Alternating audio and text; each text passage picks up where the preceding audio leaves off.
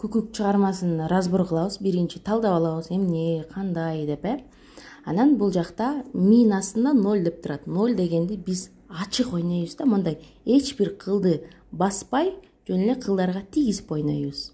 Анан менден мону сурагандар бар. Булар эмнелер? Бул деген тональность ля мажор. Сиз тюнерде ойноп атканда, мисалы үчүн дону басканда сөзсүз түрдө ал жакта до диез деп көрүнүш керек. Көрүсүзбү? Мынакей дону додо жазылган да могу. Значит, бул до диез. Тюнерде монтип көрсөтүп туруш керек. Сиз комуста кылды басканда тюнерди маңдайыңызга коюп алсаңыз, дону ойноп атканда мындай знак чыгып туруш керек. Ошондо сиз туура ойногон болосуз. До диез чыгыш керек. Анан ля мажор, фа диез, соль диездер жана биз сольду ойноп жатканда дагы ал жакта дагы соль диез деп көрсөтүп туруш керек тюнерде. Мынакей. Ойноп атканда тюнерди маңдайыңызга коюп алып, бул чыгарманы ойносоңуз, ошондо таза, туура, так ойнойсуз. Бул кыскасы ля мажор тональностьта ойнолот. Ошол белгиси. Анан бул деген 2-4 дейт. Буну ойноп жатканда көрүңөр, тактын ичинде 1-2 деп санаганда ушунун ичин ойноп бүтүш керек деген да.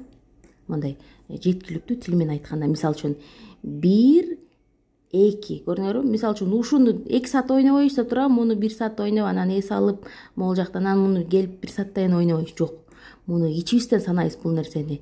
1-2 көрдүңүздөрбү? 1 тактын ичинде 1-2 деп санаганга чейин ойноп бүтүш керек. Анан бул астысын биз кийинчерээк өтөбүз, шашпай, Ата баарын өтүп салсак, биз баарын сиңире албай калабыз. Анан бул жакта ойноп жатканда булар пауза. Муну ойногондон кийин ичиңизден 1 деп санап пауза кыласыз, токтойсуз. Ми менен ляны шилтеп ойнойсуз. Ми, ля. Анан сиге келгенде теребиз, сөймөй менен ылдый теребиз. Сини ылдый теребиз, сини, рени ылдый, дону дагы ылдый теребиз. Көрдүңүздөрбү? Анан бир гана могу биринчи ми ляляны шилтеп ойнойбуз. Ылдый, өйдө.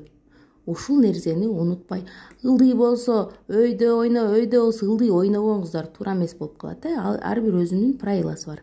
Анан могу сиге келгенде бүттү. Теребиз, ылдый теребиз, ылдый. Анан бул жакта да ошондой. Ми ля шилтеп ойнойбуз, калганын теребиз.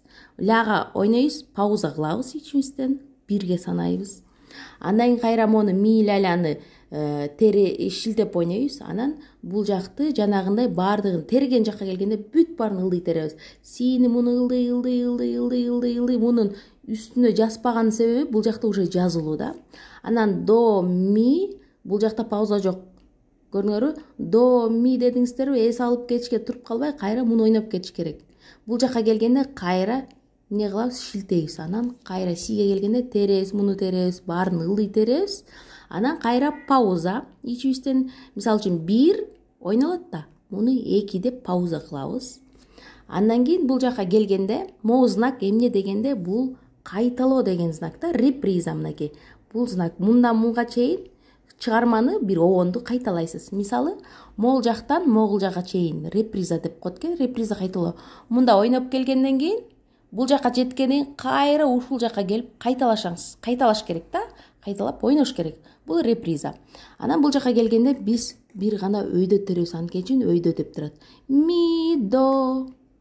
Пауза кылабыз. 1-2 деп ичибизден санайбыз, кайра.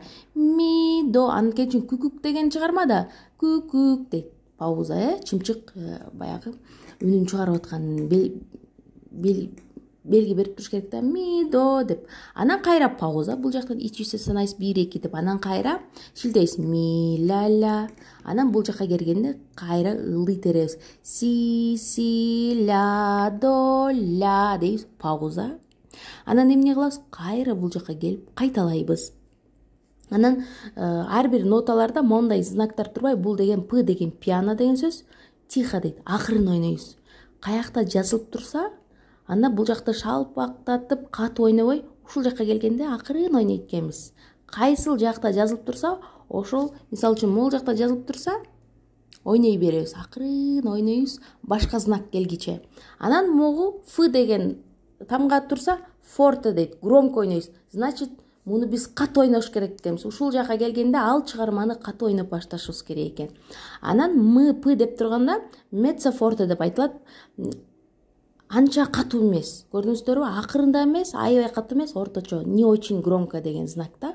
Ушул жака келгенде баягы могу катуу ойноп аткандан кичине акырыныраак ойнойсуздар. Анан бул жака жазып койгонун себеби биринчи ноталар тактап алабыз. Соль каякта алынат, ля каякта алынат, си каякта алынат. Биринчи кайталап алабыз. Соль, ля, си биринчи кылда алынат, анан кийин до, ре, ми экинчи кылда алынат. Анан эң ылдыйкы милер, аларды тийгизип гана ойнойбуз. Ми, ля, ля, мини баспайбыз. Бир гана өйдөнкү жазылган милерди гана басып ойнойбуз. Сизге түшүнүктүү болду деп ойлойм. Эми азыр видео сабакка көңүл бурабыз.